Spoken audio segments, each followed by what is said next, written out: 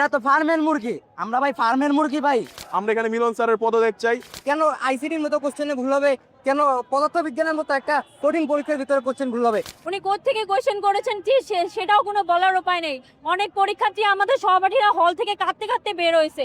তারপরে এই পর্যন্ত পানি ভাই, আমার বোনেরা দেখি ভাই গর্তের মধ্যে পড়ে যায়, ভাইয়েরা গর্তের মধ্যে পড়ে যায়, এইসব দেখে কি ভাই বাসায় বসে চুপ থাকা যায়? আবার উনি কালকে পোস্টে বলে যে এরা তো ফার্মের মুরগি, আমরা ভাই ফার্মের মুরগি ভাই।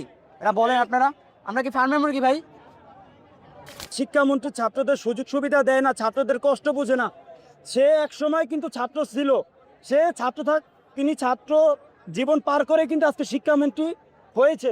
তিনি ছাত্রদের কষ্ট কি জন্য বুঝলো না, তার জন্য আমরা মানে কষ্ট পাচ্ছি এবং আমরা সুস্থ দাবি জানাচ্ছি।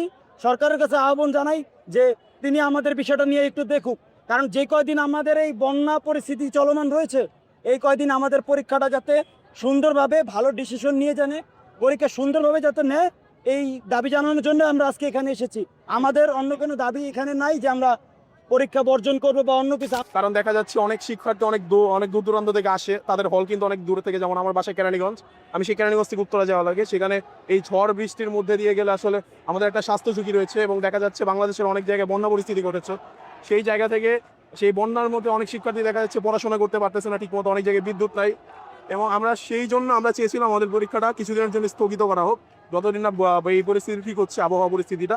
কিন্তু তারা কিন্তু আমাদের কোনো কথা রাখেনি। সেই আবহাওয়া খারাপ হওয়ার মধ্যে দেখা যাচ্ছে আমরা অনেক জায়গায় কোমর পানি, সেই কোমর পানির মধ্যে মেয়েরা পড়ে যাচ্ছে, ছেলেরা পড়ে যাচ্ছে, তাদের এটা নিয়ে কোনো মাথা ব্যথা নেই।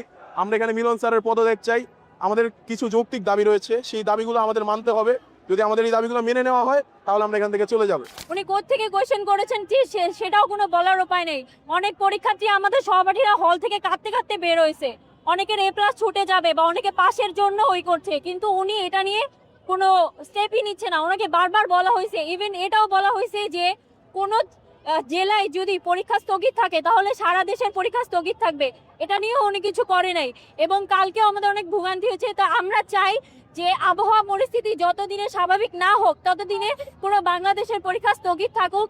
এবং পরবর্তীতে এরকমও হয়েছে যে কালকে এরকম আবহাওয়া পরিস্থিতির কারণে অনেক শিক্ষার্থী পরীক্ষা অ্যাটেন্ড করতে পারে নাই, তাদের জন্য একটা ব্যবস্থা করা হোক এবং পরবর্তী পরীক্ষার প্রশ্নগুলো যাতে স্ট্যান্ডার্ড মানের হয়, আমরা দিয়ে সন্তুষ্ট বোধ করতে পারি, সেটার জন্যই আমরা এখানে আজকে জড়ো হয়েছি। প্রশ্নপত্রেতে ভুল হইতেছে, যারা প্রশ্ন তৈরি করতেছে এবং এই প্রশ্নটা অ্যানালাইসিস হয় দুই থেকে তিনবার, বারবার অ্যানালাইসিস হওয়ার পরও কেন আইসিটির মতো কোশ্চেনে ভুল হবে?